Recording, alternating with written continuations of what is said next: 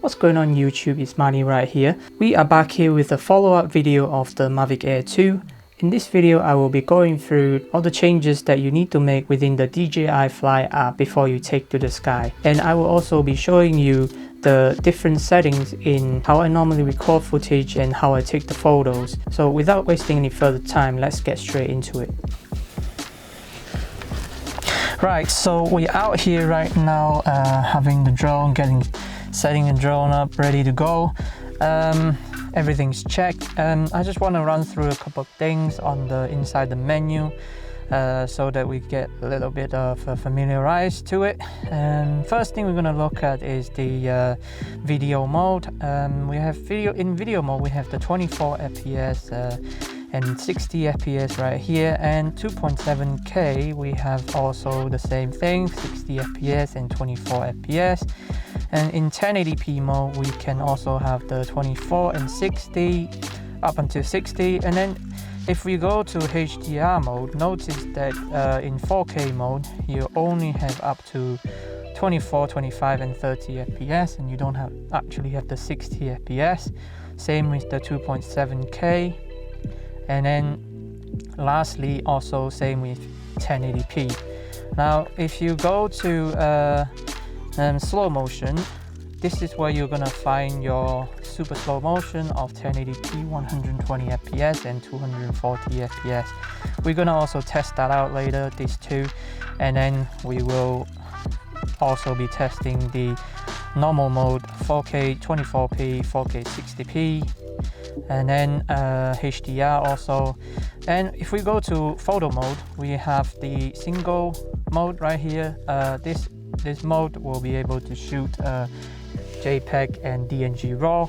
And then if we go to 48 megapixel, this is where you will be able to capture super high res 48 megapixel photo, but in JPEG only. Now next one we're going to go into is the smart photo. This is where it's got the new DJI feature that will do something special within the app itself, and then it's going to try and recognize the best type of photo that it should look like, and it'll capture that exact kind of shot. And we have the AEB as well. And then if we go to the quick shot, you have to take off to look at the quick shot. This is where you get all those cinematic modes like the boomerang, follow mode, active track, spotlight mode and that kind of thing. And then hyperlapse mode, this is where you will get your 8K hyperlapse that's been advertised in the DJI website. And then you're also going to get the 1080p as well, which we're going to go into in a little bit inside the menu. For 8K hyperlapse you can do free mode, which is freehand, controlling freehand. You have the circle mode, you have the course lock. The course lock is where it's going to lock on the direction, it's going to go forward and it's going to record the whole photos that way. And then you have the waypoint. This is where you can control certain different points of location and record those places, and then you can then fly to that location and following exact same movement. So let's look at the let's just look at the photo mode. So in terms of photo mode, if we go to photo mode, if you go inside the menu, you can go inside camera. You want to make sure that you pick JPEG RAW and not just JPEG, and then depending on your preferential, you can choose 4:3 or 16:9. 16:9 will give you a wider view, 4:3 will give you a tighter view. And normally you don't need to touch anything else over here, but you can turn on the histogram if you want, or you can also turn on the grid to help you frame better, or you can use manual white balance if you want to. In this case, I'm going to keep it as auto for now.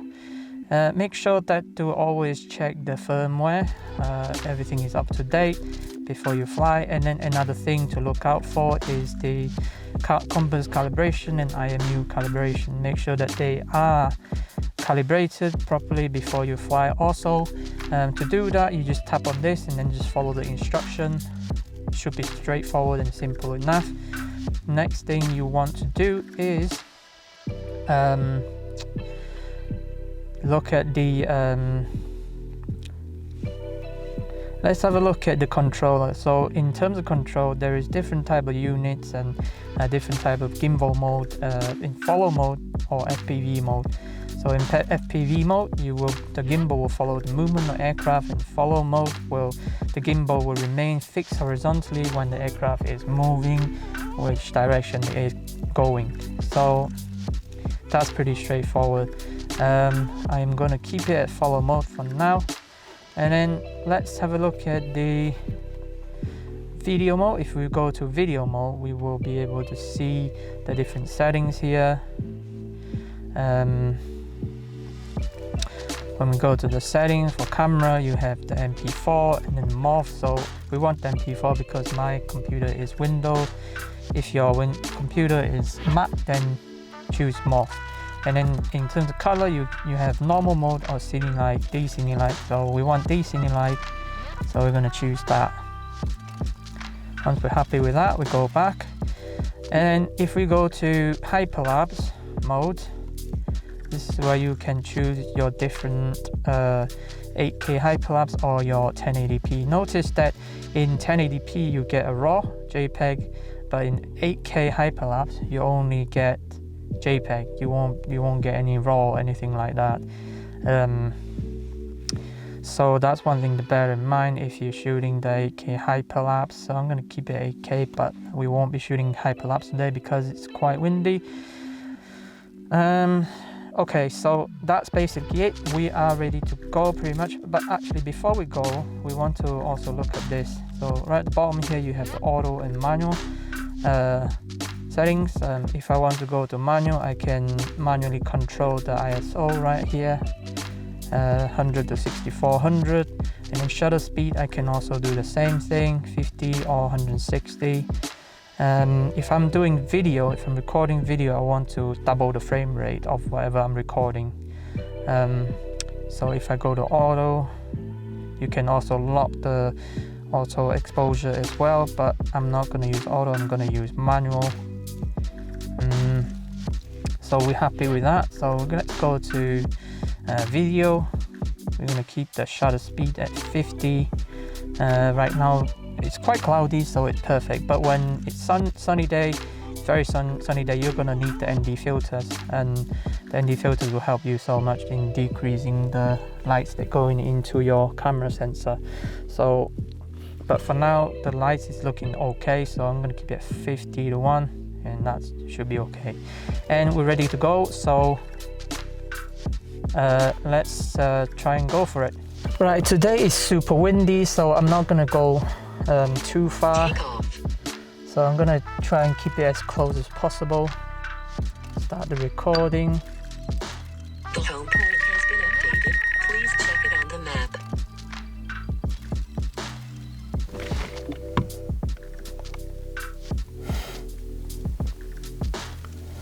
So this right here now is, let me just make sure it's the right one.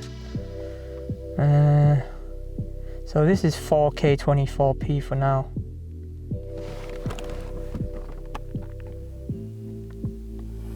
It's looking quite good. It's cloudy today, but I don't mind a bit of cloud sometimes. So let's keep it like that.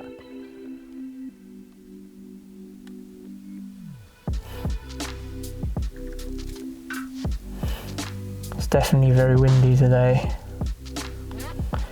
So that is 4K 24p. Now we're going to try and swap it to 4K 60. 4K 60, we need to double the frame rate, so this is what we're going to do. And then we're going to turn up the ISO a little bit. And let's go.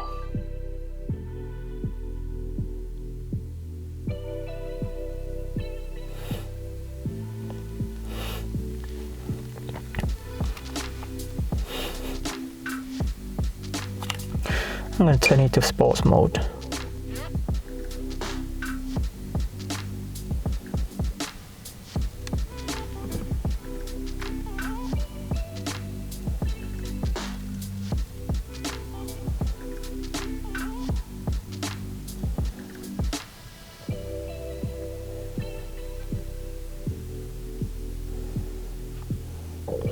Cool, so that is 4K 60.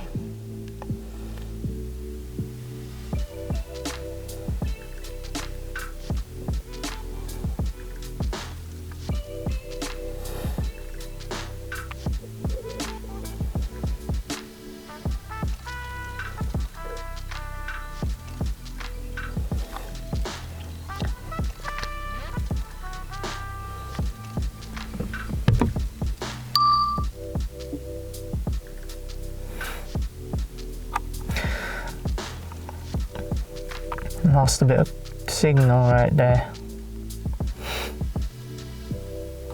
Cool, we're happy with that. Now we're gonna try and capture some shots in HDR mode. In HDR we're gonna stick with 4K 24p. And notice that in 4K 24 in HDR, the manual settings is not available, so you just have to go with that.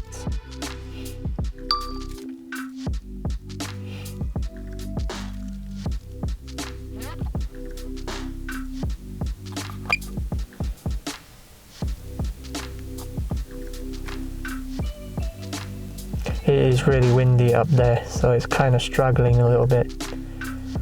And you can see the gimbal's getting a little bit of a jerk because of the wind. It's doing it again.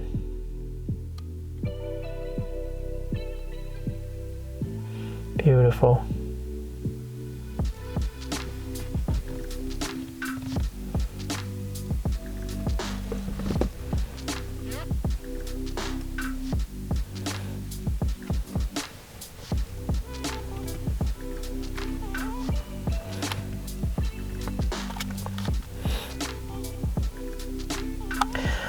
And so that's the 4K HDR. And now we're gonna go and try out in slow motion, the super slow motion. And we're gonna start with 1080p 120 for now.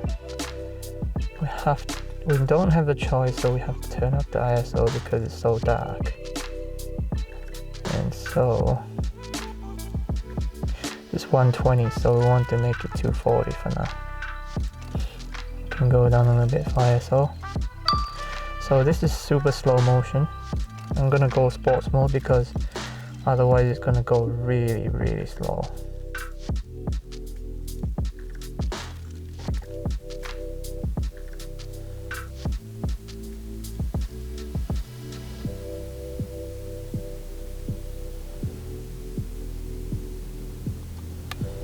Cool. So that right there is the super slow motion for 1080p. I'm gonna, oops, pressed the wrong button. So I'm gonna go to 240p right now. 500 ISO.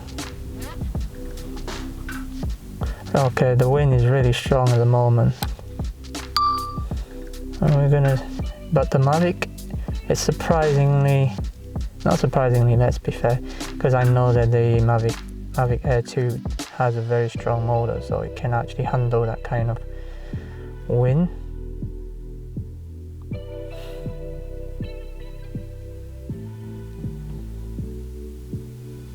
Yeah, you can see it's definitely fighting against it. So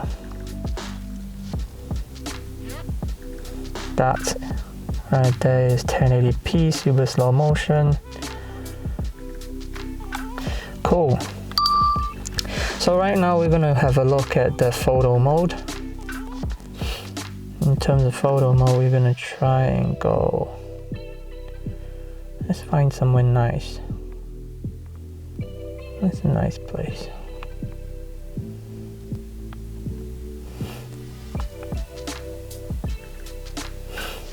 Let's go, probably let's go a little bit higher.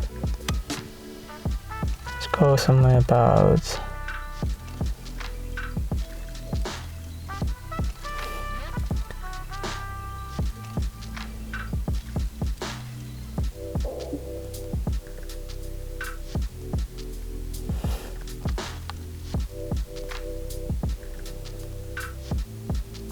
Losing connection here. This is what I mean by windy and you're behind the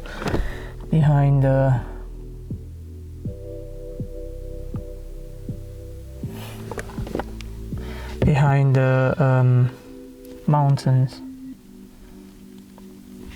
Let's try and get some photos over here.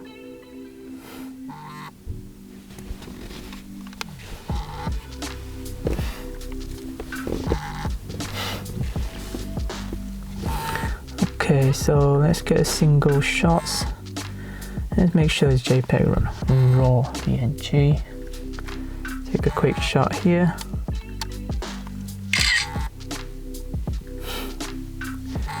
And then let's try and go into 48 megapixel, and then shutter speed exactly the same, ISO lower.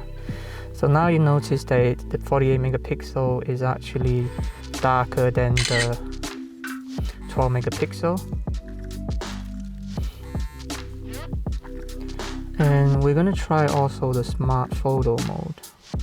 And notice that in smart photo mode it actually brighten the shadow and then darken the highlights a little bit, which is really cool.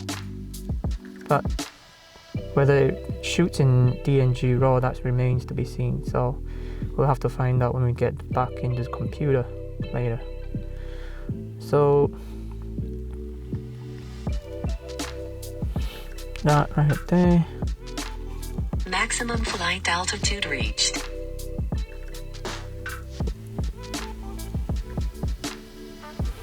I'm going to try and find the perfect line, just somewhere around here. Let's try it from here. Now I can confirm that after I had a look inside my Lightroom and I have found some DNG files that's been saved inside the folder while shooting in normal 12 megapixel mode, 48 megapixel mode, as well as the smart photo mode. What I've also found is that JPEG files were also saved inside the folder, which were straight out of the drones, and you can see from the examples earlier that the 48 megapixel mode appeared to be darker in the shadow area compared to the 12 megapixel photo mode. And for the smart photo mode, the drone managed to pull down the highlights and pull up the shadows of the image and make the whole image a lot more balanced and equal. And this is really useful for those people who doesn't want to fiddle around with the settings and just want to take a good photo with a quick snap of a button. So do they all shoot in DNG RAW? The answer is yes. So in 12 megapixel photo mode, it will shoot at 12 megapixel, which is 4000 times 3000 resolution, and 48 megapixel photo mode will shoot in 48 megapixel and at 8000 times 6000 resolution, and smart photo mode will shoot at 12 megapixel at 4000 times 3000 resolution. And the difference between the 12 megapixel photo mode, smart photo mode, as well as the 48 megapixel photo mode is that the 12 megapixel photo mode and smart photo mode is in 12 megapixel and the 48 megapixel is shooting at 48 megapixel. I hope you found this video useful. I think it's quite important to cover most of the features that you will find inside the DJI Fly app, because you need to know all the basic settings and basic knowledge of how you record footage as well as take photos, so then you won't be wasting time messing around with it when you're out there in the field. So hopefully after watching this video you will now have a better idea about the stuff that's going on within the DJI Fly app. And as usual, if you like what you see, hit that like button and subscribe to the channel, and also turn on the bell notification if you can for future videos. This will really help the channel out massively. I will try and bring you Mavic Air 2 content again, but until then, see ya.